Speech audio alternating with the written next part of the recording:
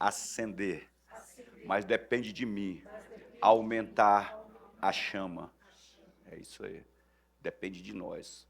Então eu quero passar esse tempo falando com vocês um pouco, a gente conversando um pouco, não é? Não vou tentar induzir vocês aqui a um fluir gigantesco de falar e de orar em línguas e falar em línguas e depois vai para casa e nada acontece. Mas a minha ideia é provocar uma autoinfusão. Cada um começar a pensar, cara, o que eu preciso fazer. Porque o que move os céus é a resposta que nós damos. O que move os céus, o que move o coração do Espírito. Quando eu falo move os céus, gente, que a gente fica pensando muito longe, né? A Bíblia diz que o reino de Deus não é comida nem bebida, mas é justiça, paz e alegria no Espírito Santo. Então, o céu já está conosco, o céu já está aqui. O céu já está aqui. A presença, a glória do céu, ela desceu. O Espírito Santo está aqui. Então, essa comunhão no Espírito, em Deus, ela é a manifestação dos céus. A gente vai experimentar, tem uma glória ainda maior a ser revelada. Por que tem uma glória maior a ser revelada? Porque nós precisamos nos libertar dessa prisão chamada carne, corpo, matéria. Com ela transformada, é claro que a glória é maior, porque aquilo que nós chamamos hoje de pequena sensibilidade se torna hipersensibilidade, ou seja, um contato direto com Deus, um relacionamento onde não veremos como Ele nos vê. Mas até que chegue esse momento, Deus dispôs para a igreja o ambiente do céu para que possamos experimentar. A Bíblia diz que o Espírito Santo é o penhor da herança. Então, o penhor fala de uma participação, de uma parte que já está dentro de nós. E às vezes a gente fica tentando trazer o céu para a terra, quando, na verdade, nós já estamos no céu.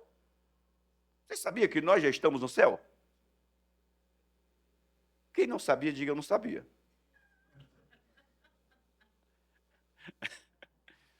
Nós já estamos no céu. Efésios 2,6 diz que nós já estamos lá, sentados com Ele em lugares celestiais em Cristo Jesus. Então, o que eu preciso fazer? Eu preciso ativar isso. Eu preciso ativar isso dentro de mim, tornar isso uma realidade prática, uma realidade vívida, não é? Através da minha jornada pela fé todos os dias. Então, eu quero trazer um pouco disso para a gente, dessa realidade em nossos corações, despertando os nossos corações, porque as minhas atitudes ou a minha vida, na maioria das vezes, ou em algumas vezes, eu não consigo experimentar as coisas do céu. Não é? Eu não consigo experimentar essas manifestações dos céus. E quero dizer para vocês que as manifestações dos céus não são as coisas que acontecem externamente, são as coisas que acontecem internamente, gente. As manifestações do céu não são as coisas que acontecem externamente, são o que acontece internamente. Eu estava lendo ontem o livro de Josué, e a Bíblia diz que Josué, no momento de glória, né, quando ele tomou a terra e entrou na terra lá e está lá trabalhando, diz que um povo soube das conquistas de Josué e ficou com medo, os gibeonitas. Eles ficaram com medo do cara, o cara está vindo conquistando todo mundo, diz, cara, precisamos de uma estratégia, porque se esse cara chegar aqui, ele mata todo mundo, toma a terra e empossa o povo, e a gente fica sem nada. Então, ele já sei, vamos criar uma estratégia para fazer uma aliança com ele. Os caras moravam ali no outro lado, aqui no Parque São Francisco. Pegaram as roupas bem velhas, sabe, bem velhas, e uns pães que estavam lá guardados há 20 dias, colocaram num pacote, num saco, vestiram aquelas roupas bem velhas, rasgadas, bem batidas, que fazia um ano que não lavava, cheirando a suor, aí se vestiram um grupo e vieram ter com Josué. Aí chegaram...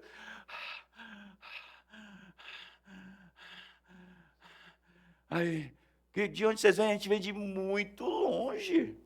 Temos mais de um ano andando, vindo de lá para cá. Olha como está o pão que a gente saiu de lá, que a gente trouxe. Envelhecido. Olha as vestes. A gente vestiu isso aqui, era novinho no dia que saiu de casa. Porque lá no outro lado do mundo, ouvimos falar da tua fama. E aí Josué se empolga, né? Caramba, minha fama chegou lá no fim da terra. Aí ele disse, por que então, qual é o problema? A gente ouviu falar e a gente veio fazer aliança com você, pedir que você nos guarde, está protegendo todo mundo, abençoando todo mundo, a gente quer ser abençoado por você. Bom, resumindo, Josué faz aliança com aqueles caras, né? Se aliançou, se comprometeu, nem consultou direito os anciãos, só ordenou, quero que abençoe, sustente, e a gente vai proteger essa turma. Passado. Aí fez aliança, no dia seguinte, os caras saíram para comprar pão na esquina, descobriram que aqueles caras moravam praticamente na esquina, os gibeonitas eram ali da terra do lado. E aí contaram para Josué, Josué disse, mas caramba, vocês enganaram a gente. Ele disse, cara, a gente, foi uma estratégia que a gente teve para nos unir a você, que a gente sabia que você não ia fazer aliança com a gente se descobrisse, era o contrário, ia invadir, tomar as nossas terras. Bom, Josué ficou compromissado com esses caras. Aí tem uma passagenzinha que é muito interessante, que a Bíblia diz que como ele fez aliança e não podia destruir os caras, sabe o que ele fez? Ele espalhou aqueles caras dentro de Israel e fez deles rachadores de lenha. O que é o rachador de lenha, né? O cara, sei lá, Tiago era o judeu, estava lá com um tempo frio, precisava de lenha. Chama um gibeonita aí. Aí chegava lá um filho de gibeonita, aquele forte que racha lenha, o cara vinha, providenciava, ia lá buscar madeira, trazia madeira, colocava no quintal, plá, rachava, deixava a lenha acumulada para o Tiago. E aí ia embora. Era a função deles. Era tipo assim, o pagamento do imposto deles por ter sido acolhido por Israel através da liderança. Esses caras deram o maior problema. A Bíblia diz que eles se tornaram espinho nos olhos do povo. Lá no final, Saul ainda comete lá aquele problema de ter matado aqueles caras, né? E a Bíblia diz que Saul matou por zelo, para tirar, para limpar a raça, arrumou um problema para o reinado de Davi, assim, meu Deus, uma fome, uma seca, uma... Davi vai perguntar a Deus, Deus disse, Saul, cara, no reinado dele lá, pelos zelos pela minha casa, ele matou os gibeonitas, Josué tinha feito aliança com os caras, prometeu não matar, Saul matou, e agora no teu reino você herda o que Saul fez. Se quer que a gente vai fazer, vai lá, procura os caras, arruma 7 descendentes de Saul, entrega para os caras para eles fazerem o que quiserem. Então, você vai ver que, mas, bom, definindo, eu quero chegar nesse ponto que eles foram feitos rachadores de lenha, os provedores da lenha. Mas vamos voltar para o texto, depois você vai entender porque eu contei essa história para vocês, né? Aqueles caras que provê a lenha. Vamos para esse texto de Levítico, capítulo 6, vamos ler o texto aí? Capítulo 6, o verso 8 até o verso de número 13. Disse o Senhor a Moisés, não precisa abrir a sua Bíblia não, pode acompanhar aqui, né? Disse o Senhor a Moisés, dá ordem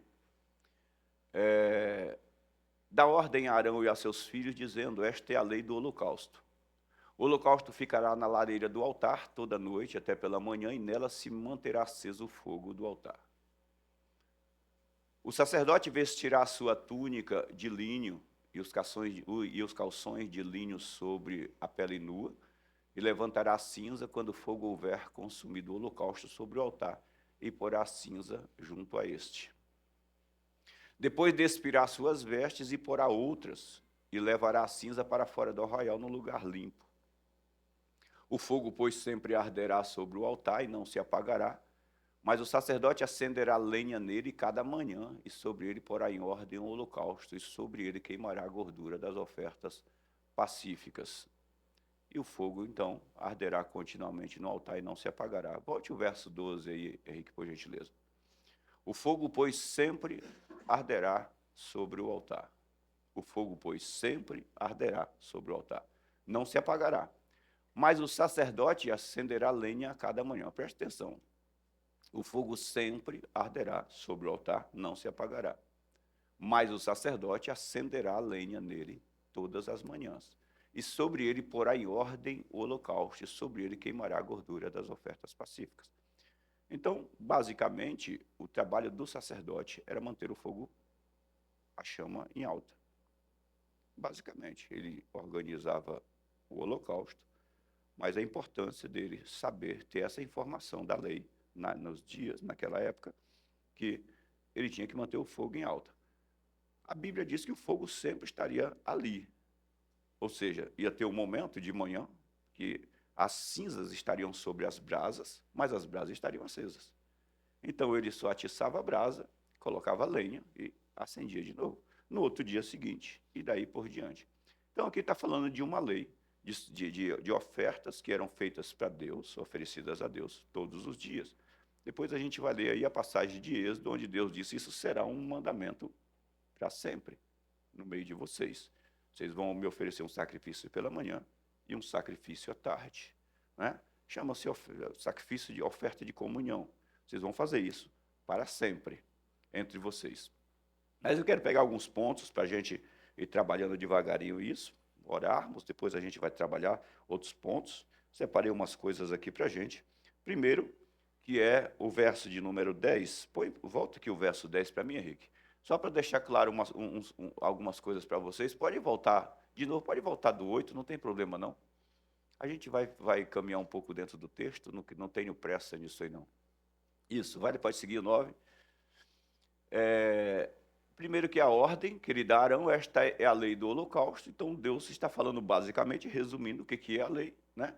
É a lei do holocausto, que ficará na lareira do altar à noite até pela manhã, e nela se manterá o fogo aceso do altar. Então ele está apenas resumindo o texto que vem a seguir. Isso é um resumo do texto. Eu quero o fogo aceso e você vai colocar um altar. Pronto. Agora, como eu vou fazer isso? Aí vem o próximo verso, que ele diz: o sacerdote vai vestir a sua túnica de linho, e os calções de linho. Você pode falar comigo assim? Roupas de linho. Isso aí. Então, porque o linho representava alguma coisa, só para você lembrar do linho, o que o linho representava. Né? O linho representava atos de justiça, os atos de justiça de Deus. Né? Para nós, o linho representa os atos de justiça. Para os judeus, representa a própria justiça de Deus. Então, aqui diz que eles colocaram, e tinham que colocar, não só as roupas, as vestes de cima, mas calções que eram amarrados bem baixo no tornozelo, para não aparecer nada do homem, nada da pele. Tudo, quando olhasse no homem, só via o linho. E aí ele tinha uma espécie de chapéu gigante, um capacete que cobria a cabeça, uma coroa sobre ela. Estava tão ornamentado que do homem praticamente não aparecia nada, apenas um pouco do rosto. E ele, então, estava apto para oferecer o holocausto a Deus. O sacerdote vestirá a túnica de linho e de calções de linho fino sobre a pele nua, era para esconder totalmente a pele. E levantará a cinza, quando o fogo houver consumido o holocausto sobre o altar, e a porá junto a este. Então ele tinha que fazer isso todos os dias de manhã, tirar a cinza, colocar do lado do altar. Não tinha que levar ainda, deixava a cinza ali. Aí ele trocava de roupa, e agora, a roupa para a oferta, para fazer o trabalho era uma, a roupa para transportar a cinza era outra. Porque vamos pensar naqueles dias, esse cara fazendo esse trabalho de oferecer um holocausto. Na maioria das vezes, a igreja não pensa nisso, né? Só os estudiosos que param para dar uma meditada, ou quando você para entender como funcionava um holocausto, que era o sacrifício de um animal, literalmente. Era o sacrifício, era imolado o animal, o sangue era derramado. Talvez muitos de vocês aqui nunca matou nenhuma galinha, né? Mas eu fui açougueiro, eu trabalhei matando gado, matando vaca, matei porco. Até uma vez viajei com a Cláudia e fomos matar o porco lá, a Cláudia não deixou o bicho morrer, tão chorava mais do que o porco, né? Trabalhei matando porco, trabalhei vendendo galinha, então meia-noite eu matava, sei lá, 80 frangos, sangrava o frango, as mulheres. Então é uma coisa que suja, e as suas roupas ficam sujas de sangue. No caso desses caras, eram animais, eram cordeiros, eram carneiros. Então ali eles ficavam todos sujos. Então eles tiravam aquela roupa, colocavam uma nova veste e aí ia transportar a cinza para o lado de fora para um lugar limpo. Não era só pegar cinzas e jogar, né? Você sabe que hoje até jogar cinza de pessoas em qualquer lugar dá multa, né? Mandei incinerar meu cunhado lá e... É cunhado mesmo. Joga cinza, deixa descer no rio Tietê. Vai arrumar um problema com o governo. Então ele vestirá a túnica de linho e calções de linho sobre a pele nua, levantará a cinza, e quando for houver consumido o local sobre o altar, ele porá junto a ele, junto ao altar. Pode seguir o verso 11. Depois despirá suas vestes e porá outras, e levará a cinza para fora do arraial, no lugar limpo. A importância de nós entendermos isso, porque muitas vezes você diz, espera aí, o fogo arderá no altar e vai queimar, e eu vou colocar o holocausto, e aí a pessoa diz assim, Senhor, estou colocando aqui os meus pecados para ser queimados. Isso aí não é um sacrifício de pecados. Isso aí não é cinzas do pecado. A Bíblia diz que os seus e os meus pecados foram apagados em Cristo Jesus. Diferente da menção de Jó, que diz que os nossos pecados foram colocados no saco e jogados, né? Estão, assim como dista o Oriente do Ocidente, assim estão os nossos pecados de nós. Mas se estão, é problema, né? Se estão em algum lugar, outro diz que está no fundo do mar, no saco amarrado, e agora a gente sabe que o Brasil está cavando poços aí para descobrir petróleo. Pensa lá, o cara levanta um saco do pecado do fulano. Sem achar, já levantam, né? Pensa se encontrar. Então, mas em Cristo Jesus os seus pecados são apagados. Então ali não fala das cinzas, que são os meus pecados, até porque, vamos lá, imagine que você pega os seus pecados e vai oferecer a Deus como um holocausto. As pessoas pensam muito isso, não, o que está queimando sobre o sacrifício são os meus pecados. Então pega os meus pecados, pega as minhas fraquezas e coloco lá e queimo para quê? Para ser agradável a Deus? Não, isso é para ser destruído, isso é para ser consumido, apagado, cancelado. Mas então aquelas cinzas tinham uma importância, não é apenas uma coisa que é uma oferta pacífica, uma oferta de paz, uma oferta de comunhão a Deus que era apresentado. E era colocada no lugar limpo. Posso seguir o verso 12. Estamos lendo de novo. E aí ele diz, o fogo deve arder sempre o altar e não se apagará, acenderá a lenha. Fala comigo, a lenha. Isso aí, só enfatizando as palavras aí. O que é a lenha, né? Cada manhã, e sobre ele porá em ordem o holocausto, e sobre ela queimará a gordura das ofertas. Então, duas coisas importantes aí, a lenha e o holocausto em ordem. A lenha e o holocausto em ordem. A lenha e o holocausto em ordem. Aí fala de duas coisas muito importantes, a nossa crença e o conhecimento da vontade de Deus, é a crença alinhada com a vontade de Deus. É a nossa crença alinhada com a vontade de Deus. A nossa crença é a coisa certa, desalinhada com a vontade de Deus é a coisa certa de forma errada. A nossa crença desalinhada com a vontade de Deus é a coisa certa de forma errada. E aí você vai encontrar uma multidão de cristãos com muita fé, mas com pouco conhecimento de vontade. Com muita fé, mas com pouco conhecimento da vontade de Deus. Porque quando eu mergulho muito em Deus, quando eu, busco Ele, eu sou iluminado. A Bíblia diz, te busquei e fui iluminado. Então eu sou iluminado, eu adquiro, Deus abre os meus olhos para que eu veja como me mover, como me comportar, como agir, como fazer determinadas coisas. Na quarta-feira estou falando aqui sobre tirar Deus da caixinha, né? Deixar Deus fluir, deixar Deus ser Deus em tua vida, Deus ilimitado, Deus que não pode ser limitado por capacidade humana, o Deus que não pode ser sondado apenas por um pensamento humano. Tirar Deus da caixinha.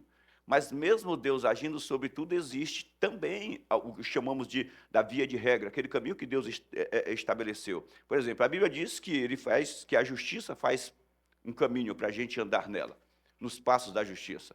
A Bíblia diz que nós fomos feitos justiça de Deus, 1 Coríntios 5, 21. Aquele que não tinha pecado, Deus o fez pecado por nós, em nosso lugar, lá o pôr em lugar de, não é? Por nós, para que nele, em Jesus, nós fôssemos feitos justiça de Deus. Então você é justiça de Deus. Todo aquele que nasce de novo se torna a justiça de Deus. O que é a justiça de Deus? Vamos imaginar a Arca da Aliança, quando foi feito lá, no livro de Êxodo, Deus chama Moisés, leva lá no monte e diz, eu quero que faça uma arca. Qual é o material da arca? Madeira de acácia. A madeira de acácia, lá em Israel, que é onde é a região dela, do Líbano, que é a região do Líbano de Israel, ela nasce no deserto. E a maioria das acácias, são vários tipos de acácia, a maioria tem espinhos. E tem mais, quando corta a acácia, sabe quando você vai comprar uma tábua lá no depósito, que ela vem com aqueles nós? Não dá para você fazer nada com aquela tábua. É escorar laje, escorar coisa, se você tentar forçar ela quebra, bem no nó. Então torna ela frágil. Então a acácia, além de ter espinhos por fora, ela também era meio retorcida. Então quando serrava ela, aparecia aqueles nós. Não dava para usar na confecção de uma coisa legal. Hoje o pessoal até usa esses nós para fazer os móveis bonitos e tal ali. Mas é o máximo. É uma coisa para ficar lá, mas só para ser visto. Não dá para fazer força sobre. Assim era a acácia. A acácia foi a madeira usada para fazer a arca e os utensílios do templo. Mas uma madeira que não prestava para nada, que ninguém usava para nada, que não tinha valor comercial nenhum, Deus diz, eu quero que faça a arca de madeira de acácia. E agora, eu quero que revista a arca de ouro. Por dentro da arca é madeira de acácia. Por fora, ela é revestida de ouro. A madeira de acácia representa a gente, o homem, o ser humano. Todo retorcido, cheio de espinhos, cheio de nós, que não valia para nada. Que não vale nada. O ouro representa Jesus. Então, aquele que não tinha pecado, Deus o fez pecado por nós, para que nele fôssemos feitos justiça de Deus. Então, você é aquela madeira de acácia, mas você está revestido e você foi feito justiça. Mas agora é legal, eu sou justiça de Deus. Isso é o que te faz apto para oferecer o holocausto. É ser justiça de Deus. Mas existe agora as obras de justiça. Quais são as obras de justiça? É alguém que é justo e vive na prática dessa justiça. É aí que eu preciso entender a vontade de Deus. Vamos pensar, por exemplo, Davi foi coroado rei sobre Israel, e ele diz, onde está a arca de Deus? E aí alguém diz, está na casa de Abinadab. Davi foi lá, fez uma festa, pegou um carro com cavalos e fez aquele churrasco. E o cara subiu, imagine Davi, o cara que é apaixonado por Deus, sobe, cheio de ânimo, pega a arca na casa de Abinadab, está levando a arca para Jerusalém, e no meio do caminho acontece daquele incidente onde a arca balançou, o filho de Abinadab foi segurar a arca e o cara morreu. E Davi ficou sem entender por quê. Davi, apaixonado por Deus, o homem segundo o coração de Deus, fez uma festa, mobilizou uma nação inteira para acompanhar a arca, e hoje a gente pensa, né, carros, lá era gente de pé. Hoje a gente pensa, o pessoal vai daqui para o Rio de Janeiro, 600 quilômetros, se fizer aqui uma carreata, vamos demorar, sei lá, 2 dias, aí um dia, né, se for devagarinho, 2 dias, indo devagarinho. Lá os caras eram semanas fazendo isso. Que era uma turma de pé, gente, uns a cavalos, mas a maioria de pé, de carruagem, aquele negócio, acompanhando a arca e fazendo festa. E aí aquela arca, um cara morre. Uzá foi segurar a arca, numa boa intenção, segurar a arca para não cair, o cara morreu. O que foi isso? Aí Davi fica triste, aí nós sabemos a história. A arca fica na casa de Obed-edom, Davi vai para Israel, e agora ele vai consultar os sacerdotes e os levitas para entender onde eu errei. Então, quer dizer, mesmo cheio de boa vontade, mesmo cheio de, sabe, coração aberto para realizar, para trazer a arca, ele queria a arca estava destinada a estar em Jerusalém, foi confeccionada e criada para ser a glória de Deus em Jerusalém, no centro do povo de Deus, mesmo com toda essa boa vontade, mesmo Uzá querendo proteger a arca para ela não cair, por falta do conhecimento da vontade de Deus, de como transportar a arca, alguém morreu. Então, a importância de nós entendermos essa coisa o que eu devo oferecer e como eu devo oferecer. Porque a gente pode passar uma vida inteira caminhando com Deus, sentado na igreja, e sempre negociando e fazendo as coisas do nosso jeito. Eu falei sobre aqui de oferta, né? É interessante porque a gente ouve muito, na igreja tem muito essa questão da guerra, e é a igreja, não são as pessoas de fora não, gente. Quando você fala para uma pessoa que não é cristã, que você é dizimista, ela fala, mas é? Tudo bem. É a sua fé. Só na maioria das vezes a questão é essa da pessoa. É a sua fé. Não posso discutir isso. Mas você vê essa briga dentro da própria igreja, no meio dos crentes. Abre lá os canais, questões e brigas sobre dízimos e ofertas, é só crente. O canal é de um cristão. A guerra é interna. A guerra não tem nada a ver com o pessoal de fora. O pessoal de fora respeita a sua fé. Eu trabalhei numa oficina que ninguém era cristão. E eu falei, eu não quero que mexa no carro de crente, porque crente é dizimista. E tem mais, vou colocar uma caixinha aqui, ó. Quando entrar aqui a caixinha, eu vou levar todos os dias à noite para oração na minha igreja, para abençoar esse lugar. Então, não quero que ninguém mexa aqui. Cara, a caixinha chegava lá, os caras falavam, mas dinheiro para a igreja, para você levar. Ninguém mexia. Se a caixinha entrava para o ajudante, ele só contabilizava. Zé, caiu lá R$10 para mim, porque eu tirava do meu bolso para não mexer no da caixinha. O cara respeitava, o cara não era cristão. Não era cristão. O dono da empresa, da oficina na época, o Serginho, não fazia orçamento de pessoas, o meu cliente que era cristão. Porque ele era, na época, dava umas vaciladas, sabe? Não tinha esse negócio de... ele não colocava arruela e cobrava arruela. Ele dizia, eu não quero, cara. Porque os caras são dizimistas, são fiéis a Deus. E se você andar errado, eu não vou prosperar. Nesse lugar aqui, você não vai prosperar. E eu vim aqui para prosperar. Legal. Então, quer dizer, esse entendimento, essa discussão pela vontade de Deus do que é certo e do que é errado, quem briga é a igreja, na maioria das vezes. Então, quando a gente fala de dízimo, às vezes a pessoa passa a vida inteira e diz, não, pastor, eu não sou dizimista, mas eu ajudo aqui, eu ajudo ali. Cara, eu não estou discutindo isso. Eu estou discutindo o que a Bíblia diz. E Jesus não disse, mas o dízimo é da lei, mas Jesus não desmontou isso. Ele disse, vocês dão o dízimo do endo, do cominho, mas vocês negam o que é mais importante, o amor, a misericórdia. Ele diz, vocês devem fazer essas coisas, sem omitir aquelas. Quando a gente lê em Hebreus 7, falando sobre o passado, a família de Levi, Jesus diz assim, o autor dos Hebreus, o Espírito Santo, diz, até Levi, que recolhia dízimo dentro da lei, que foi estabelecido o povo que recolhia os dízimos, que não tinha herança em volta, a herança deles era da casa, até Levi que recolhia dízimo, quando estava em Abraão, deu dízimo. Então, ali ele estabelece que a própria igreja tem um papel de ser dizimista também. Então, quando eu falo aqui que a gente separa aqui do dízimo que entra, e separa o dízimo e envia para outra igreja, para onde deu o Espírito Santo direcionar, nós estamos fazendo de acordo com a vontade de Deus, com a palavra. Pastor, mas não funciona, eu não quero saber se vai funcionar para mim, eu quero saber que a Bíblia diz, está escrito no Antigo Testamento, Abraão, que é o pai da fé, fez, passou pela lei, foi ratificado, fortalecido pela lei, na nova aliança, Jesus disse, faça assim, eu vou fazer. Eu vou fazer, vou continuar fazendo. E vou acreditar que no momento em que eu precisar, eu terei a manifestação espiritual, a manifestação de Deus dos céus, onde não a Bíblia diz sobre o rei, eu sei que o Senhor é um rei que colhe de onde não plantou, que tira de onde não colocou. Eu disse, cara, Deus disse para o povo de Israel, vou meter vocês numa terra que vocês vão beber água de cacimbas que não cavaram, vai colher uva de vinhas que vocês não plantaram, vão morar em casas que vocês não construíram. Ele disse, esse é o meu povo, é assim que eu quero fazer com o meu povo. Mas, quando você vai ler Deuteronômio, ele disse, atentamente ouvir a minha voz, tendo cuidado de fazer o que eu tenho dito para vocês. Então, quer dizer, viver pela fé, viver de forma desobediente, não. A fé cobra obediência.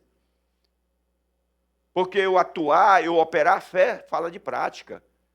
Eu operar a fé.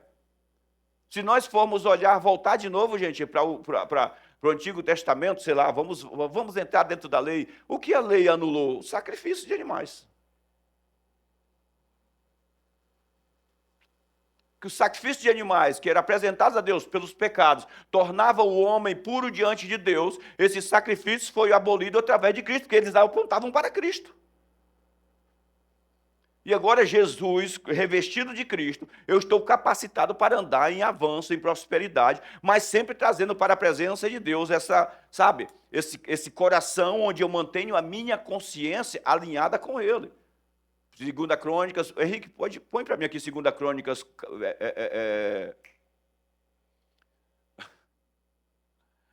7:14, perdão. Segunda Crônicas 7:14.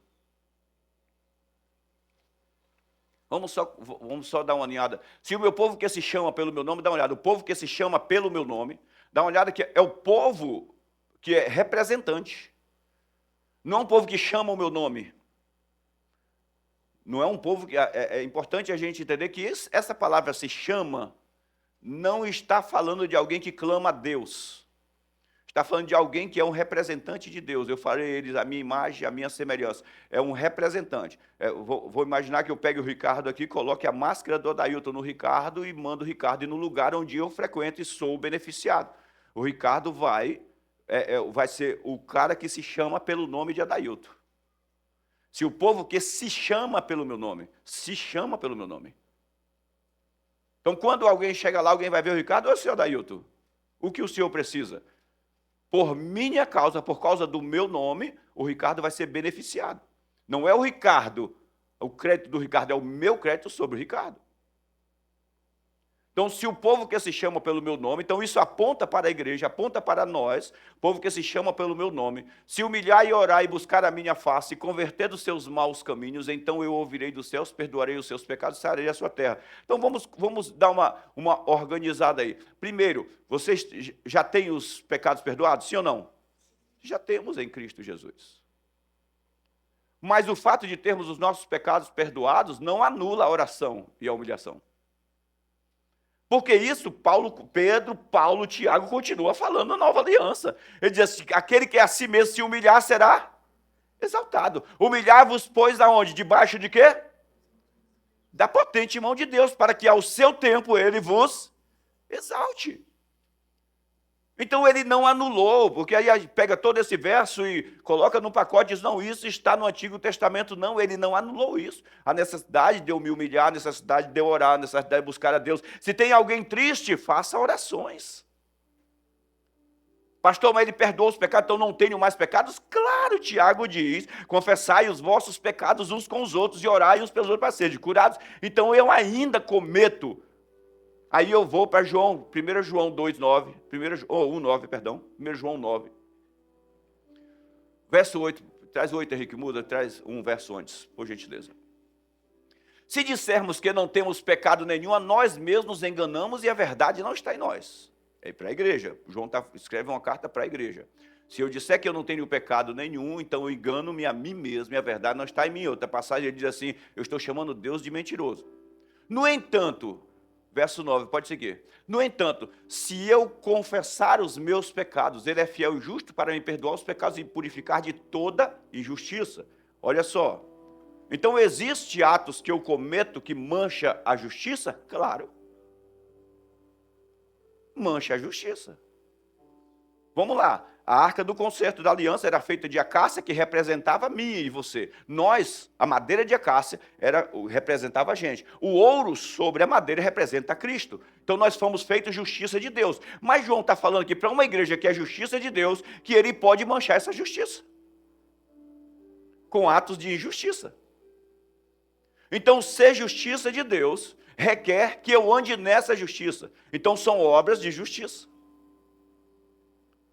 A gente vai ver no Salmo 45, semana que vem, é claro, vou trazer isso para vocês, 2 tipos de vestes. A veste de ouro e as vestes que é como ornamento. As vestes que é de ouro batido, que é justiça, você foi feito justiça, isso não depende de você e de mim, depende do que Cristo fez. Ele se fez em justiça para que nós recebêssemos a justiça dele. Isso depende de Deus. Isso me coloca na presença de Deus. Isso me coloca diante do trono da graça. Então, porque eu e você somos justiça de Deus, nós podemos entrar agora direto no trono da graça, ficar de frente para ele, o que não podíamos antes, sem chance. Mas hoje a gente pode. É o ouro, é a justiça. Mas essa justiça, ela pode ser manchada. Ela não pode ser desfeita, mas pode ser manchada. Alguém já viu uma moeda de R$1 se transformar numa moeda de 10 centavos? Quem já viu, diga amém. Não transforma.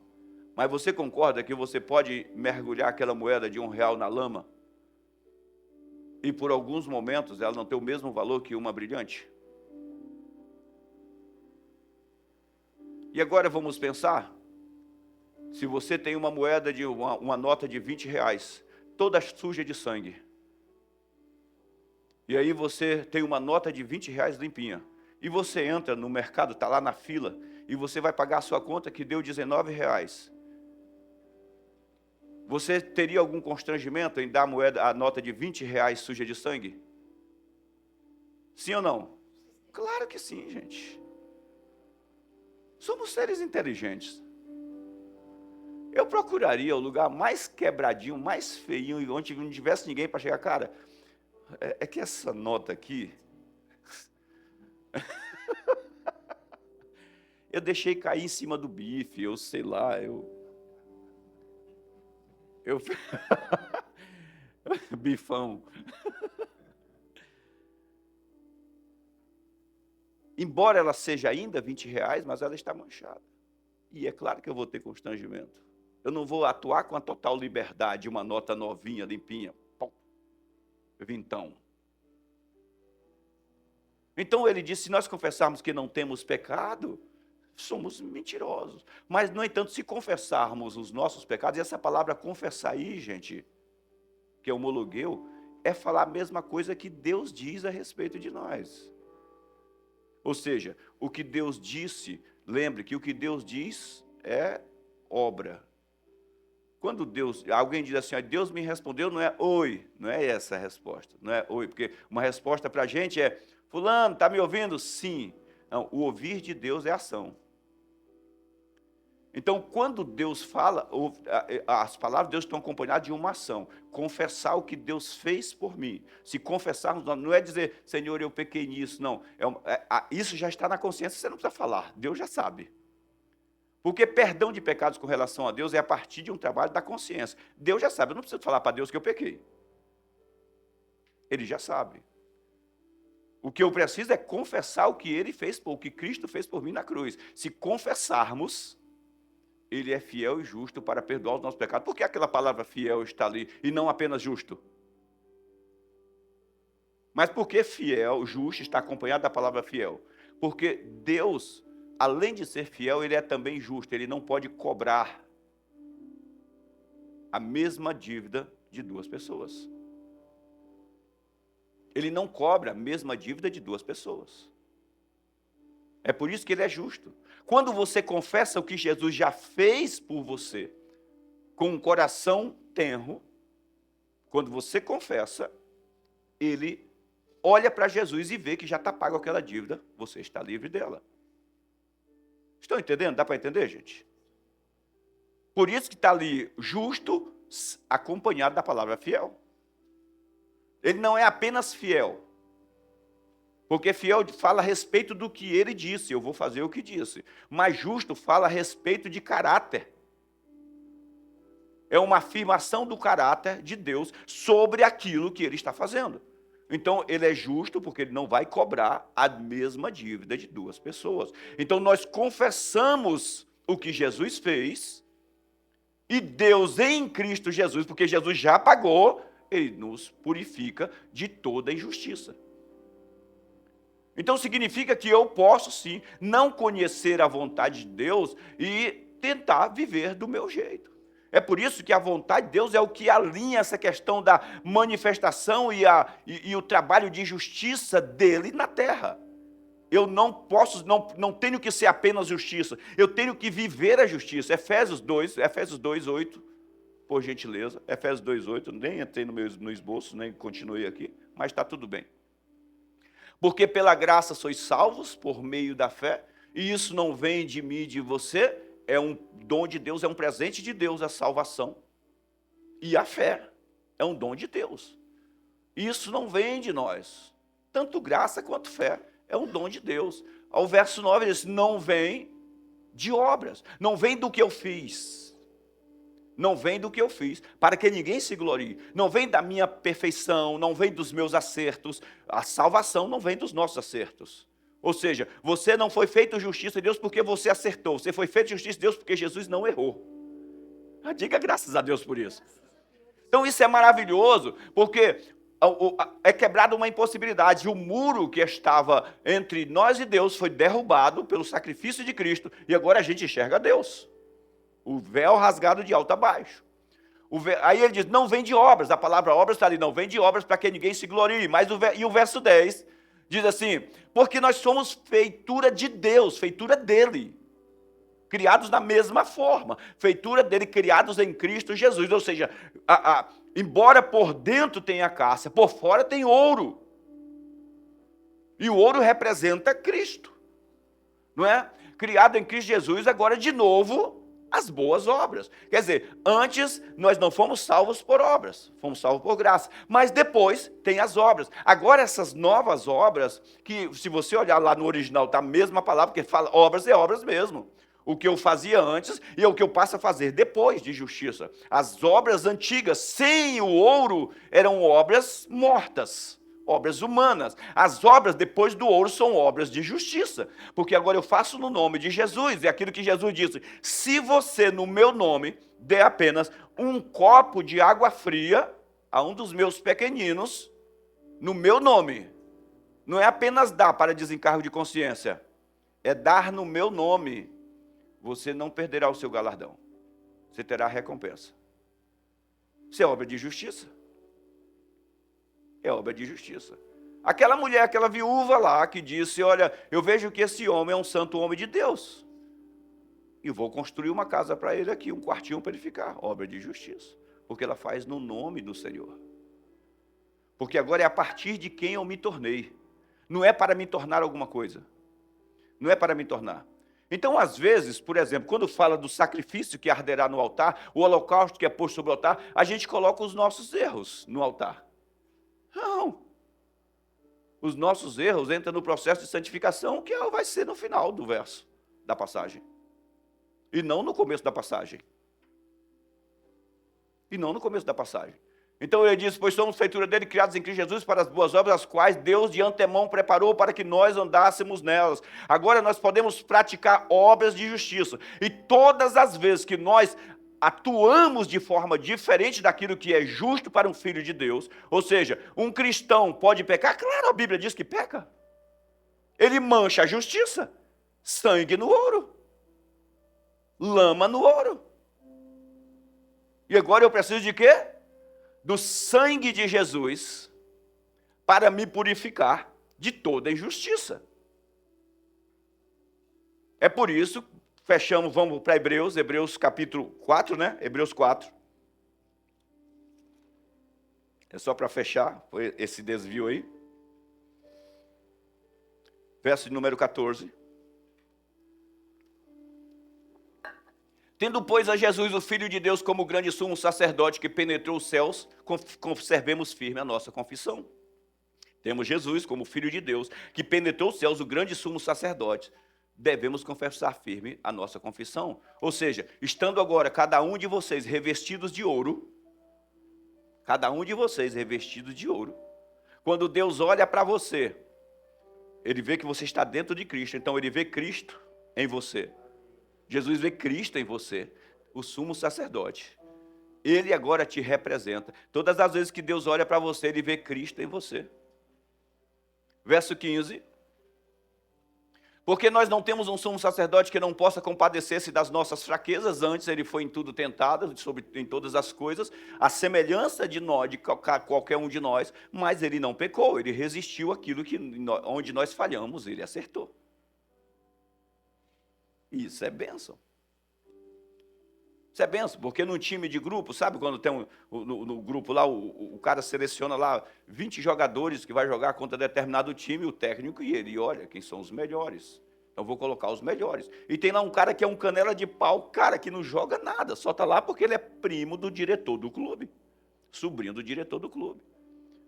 O cara é só o dono da bola, porque não joga nada. Mas ele é o dono da bola. E ele está lá e naquele dia o técnico conversa com ele e fala, olha, Rodriguinho, hoje você não vai jogar, cara, deixa o pessoal jogar, que esse time aí é duro, vai te machucar, e seu pai pode não gostar, esses caras são muito... Vai inventar uma história para ele, só para ele não entrar. E o Rodriguinho diz, tudo bem, técnico. Aí o Rodriguinho não entra para jogar, e lá entra, e ele coloca os melhores, aqueles que pá, pá, pá, e o jogo 8-0. O time ganha. E aí a galera sai abraçando todos os jogadores, inclusive o Rodriguinho. Como se o Rodriguinho tivesse jogado, porque foi o time dele.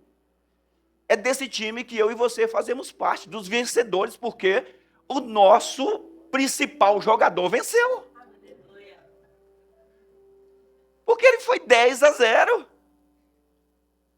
E agora, quando a galera vem abraçar, abraça todo mundo junto.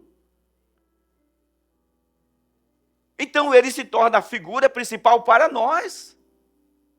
Mas cada um de nós, os representantes dele, todos do mesmo time. Então ele diz, ele foi tentado em todas as coisas, mas sem pecado a semelhança de nós. Onde nós falhamos, ele acertou. E como os olhos de Deus estavam nele e não em nós, aleluia, a torcida estava nele. Vai JC, JC passou, vai JC, mata no peito, vai JC, e vai JC, e está todo mundo ali torcendo para o JC, mas JC faz parte de um time. E aí, papai, gol, e JC não gol, e JC não gol, e JC não gol. E está ali o olheiro do céu, só do trono, dizendo, sai. Que nesse caso não era o Rodriguinho, porque o JC era filho do dono, né?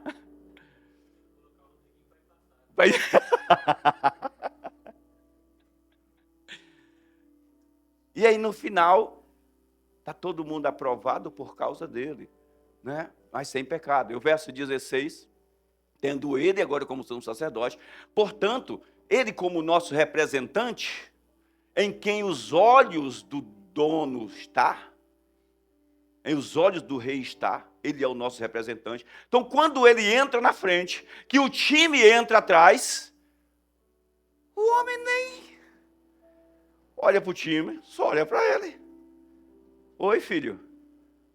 É o seu time? Sim, pai. Ah, legal. Aqui, pessoal, todo mundo aqui nessa sala. O time do filho está nessa sala aqui, ó. É isso. Acheguemos-nos, portanto, confiadamente, junto ao trono da graça. Aí aqui está falando de perdão de pecados. Aqui está falando de quando você e eu manchamos a justiça. Porque antes, os mesmos erros que os homens cometiam antes de Jesus, não lhes permitia chegar nesse lugar. Não lhes permitia. O cara tinha que pegar um cordeiro, levar para o sumo sacerdote. O sumo sacerdote ia lá, fazia o sacrifício pelo cordeiro. A pessoa colocava a mão sobre a cabeça do cordeiro, e outro cordeiro, e toda aquela coisa, todo aquele movimento para fazer. Mas a pessoa jamais poderia entrar no Santo dos Santos. Ela tinha ficado lá de fora esperando. Fez todo o trabalho dela, mas parava do lado de fora. Era o cordeiro agora que ele trouxe, que ia entrar por ele lá. E se Deus recebesse o cordeiro, aí mandava um oi para ele. Avisa lá para ele, como Eliseu fez com o general lá da Síria. Avisa lá para o general, para ele dar um mergulho lá no rio 7 vezes, no Jordão, e a coisa está resolvida. Mas eu pensei que o cara ia me receber. Não, que não, filho. É só ir lá com humildade. Mergulha lá no rio e vai resolver o seu problema. Então, mas agora nós temos ele, estamos revestidos de ouro, fazemos parte do time. Vem, gente, vem para cá. Acheguemos-nos confiadamente junto ao trono da graça, a fim de recebermos misericórdia e acharmos graça para socorro na ocasião oportuna. Quando eu entendo que eu não preciso mais dar voltas. Eu estou revestido de ouro, mas pode ser que esse ouro seja manchado com atos de injustiça. Então, quando eu me aproximo, pelo sangue de Jesus, eu tenho a purificação da minha justiça. Estou novamente limpinho, agora com a consciência fluindo, brilhando. Deus não quer apenas que você seja branco, Deus quer que você seja resplandecente. A Bíblia diz que nós brilhamos resplandecentemente. Não é apenas ser branco. Então, você vai entender duas coisas muito importantes para a gente. A primeira, o linho fino e a lã. A Bíblia diz que ele torna os nossos pecados alvo como a neve, brancos como a lã. A lã é branca, mas Deus não quer que seja branco. O linho é branco. Deus quer que você seja resplandecente, que você revista esse branco de atos de justiça, para que você possa brilhar, acender a chama cada vez maior, cada vez maior, cada vez maior, para que o mundo veja você brilhando como luzeiros nesse mundo, um representante de Deus. Vamos ficar de pé, levante aí.